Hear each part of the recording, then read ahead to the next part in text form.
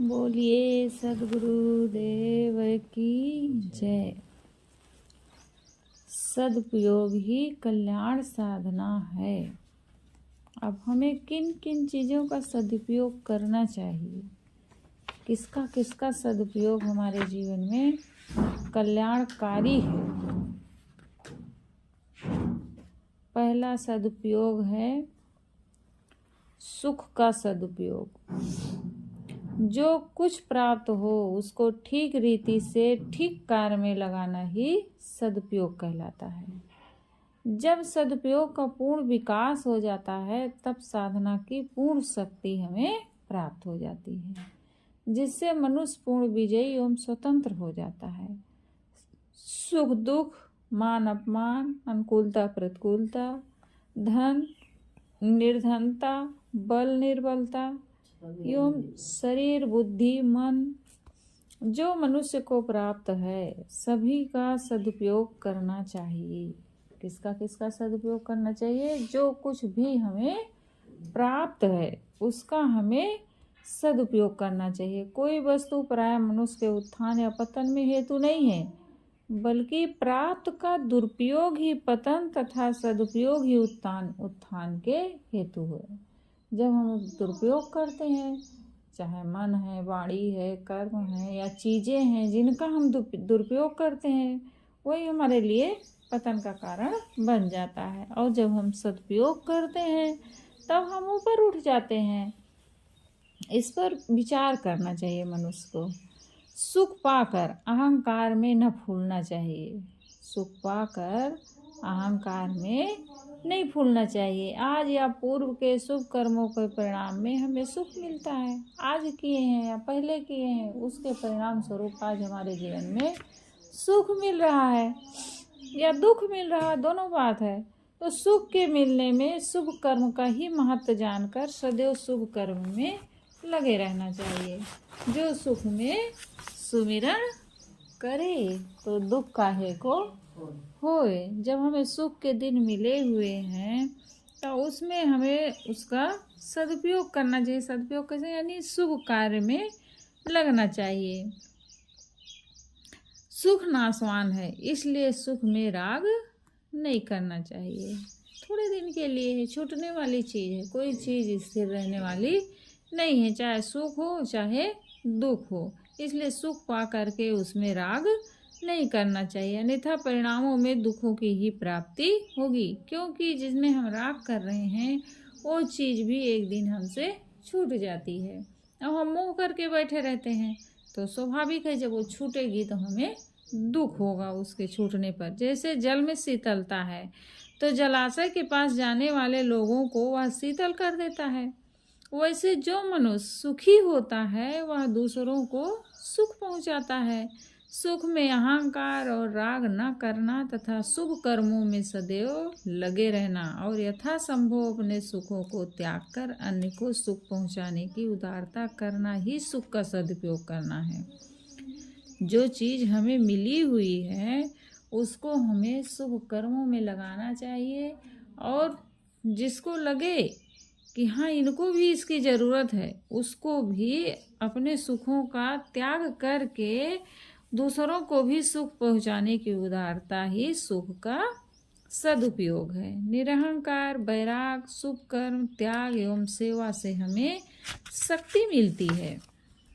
अब दुख का सदुपयोग, सुख का सदुपयोग तो कर लिया, अब दुख का सदुपयोग कैसे करें हम? दुख में कठिनाइयाँ प्राप्त होती हैं और कठिनाइयों को निर्विकार भाव से सहना ही तप है। जो हमारे जीवन में प्रतिकूलता आ रही, कठिनाई आ रही, दुख आ रहा, उसको निर्विकार भाव से सह लेना ही तप है। दुख में संसार से स्वाभाविक वैराग उत्पन्न होता है। दुख प्राप्त होने पर सुख की क्षण भंगुरता स्पष्ट दिखती है। जो दुखों से कातर हो जाता है उसका सब अभिमान क्षीण हो जाता है। साधना भजन जितना दुख में बनता है सुख में नहीं बनता है। कल ही एक साहब आए थे तो बता रहे थे कि बहू इतना दुष्ट मिल गई है कि मैंने कहा या तो इसको घर में रखोगे या तो फिर हम रहेंगे। दोनों में से एक ही रह सकते हैं, बहू के कारण। बताओ, लोग पत्नी के कारण भागते हो, बहू के लिए कहे या तो अब ये घर में रहेगी या तो मैं घर में रहूँगा। तो उसको मैं 11 बजे रात में कह रहे थे उसके मैके भेजवा दिए, बहुत दिन तक नहीं आई। अपना लगे रहे, बढ़िया घर में रहते थे, संतों के पास भी जाते थे समय समय से। फिर वो गए थे आश्रम और बहू घर में आ गई। अब इनको पता चल गया, बहू बेटा गया ले आया घर में।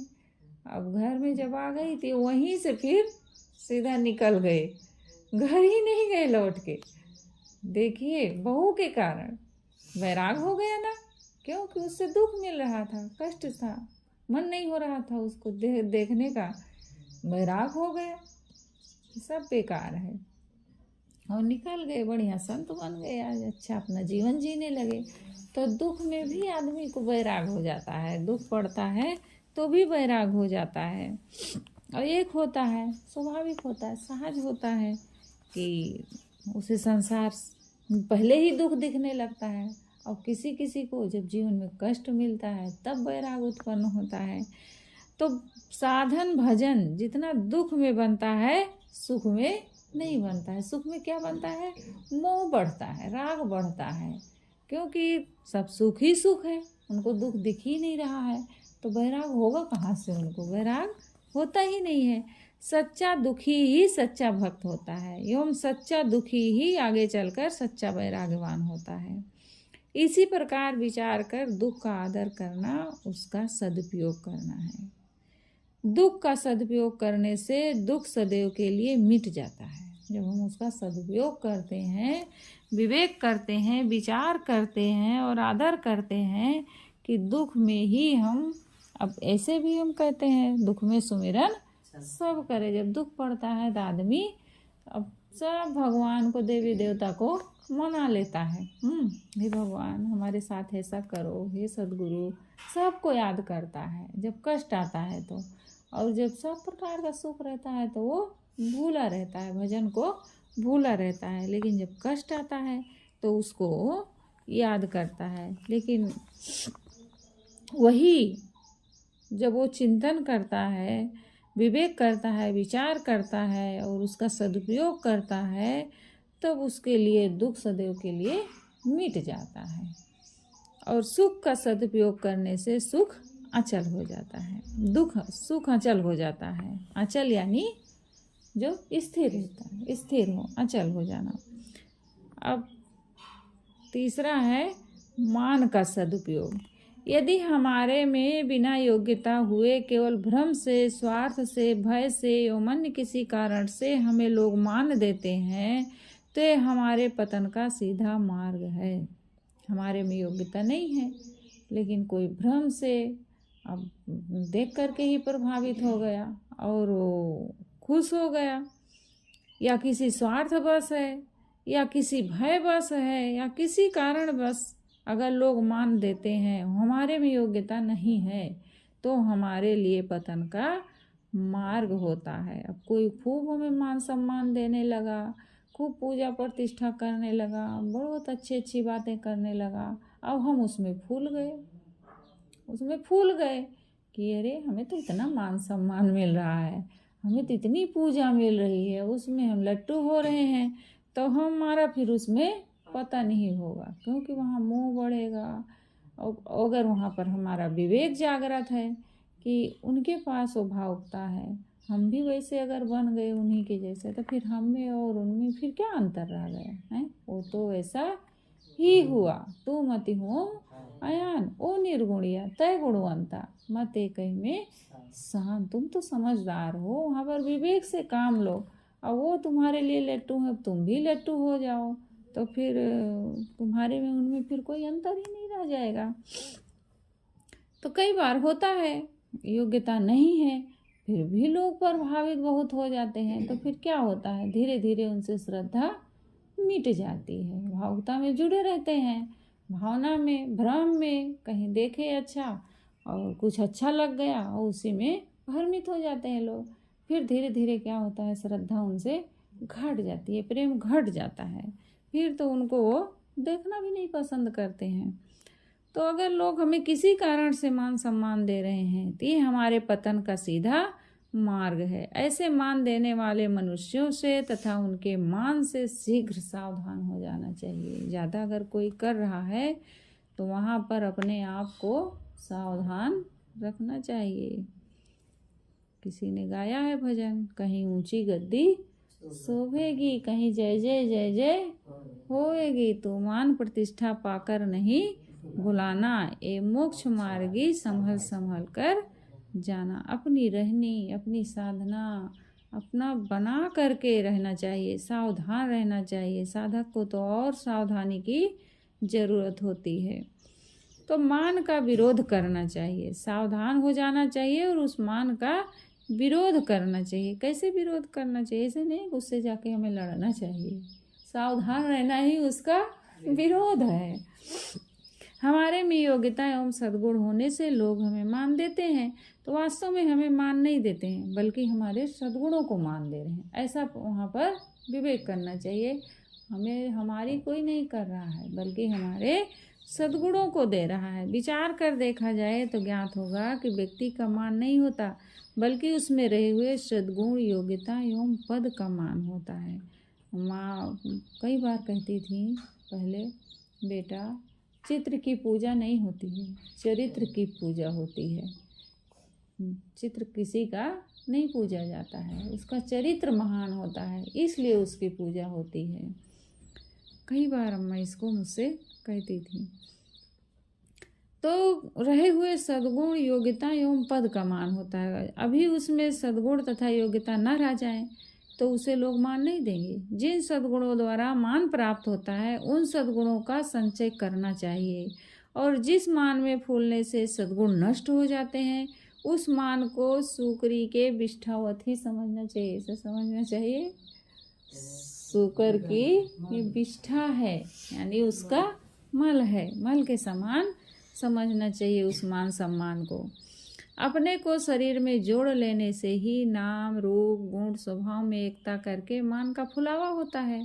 शरीर से अपने को असंग कर लेने पर मान मल के समान ही दर्शाता है। जब शरीर से अपने को हम असंग कर लेते हैं तब फिर वो जो मान सम्मान है वो सब मल के समान दर्शाता है। जैसे ओस चाटने से प्यास नहीं जाती, ओस चाटने से प्यास जाएगी? नहीं जाएगी। ऐसे ही मान सम्मान से संतुष्टि और श्रेष्ठता नहीं मिलती है।